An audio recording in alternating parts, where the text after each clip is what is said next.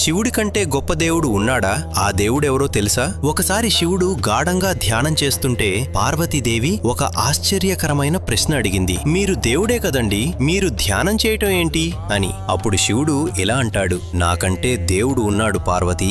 అది విని పార్వతీదేవి ఆశ్చర్యంగా అడిగింది, ఎవరా దేవుడు? అప్పుడు శివుడు ఇలా చెప్తాడు, శ్రీరామ రామ రామేతి రమే రామే మనోరమే సహస్రనామ తత్తుల్యం రామనామ వరాననే. నేను ధ్యానం చేసే దేవుడు ఎవరంటే శ్రీరామచంద్రమూర్తి. అప్పుడు పార్వతీదేవి, ఆయన మానవుడు కదా అని అంటుంది. అప్పుడు శివుడు, ఆయన మానవుడైతే నేను దేవుని ఎలా అవుతాను? అలా ఉన్నాడు.